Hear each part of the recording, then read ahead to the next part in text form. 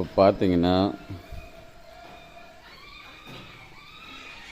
வேதாளம் வைத்து குட்டி சாத்தான், காளி, மோகினி, குரலி அனைத்து எல்லாத்தையும் ஏவி அனுப்பலாம்.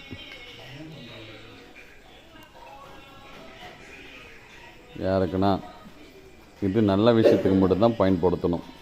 கெட்ட விஷயம் பயன்படுத்த வேண்டாம்.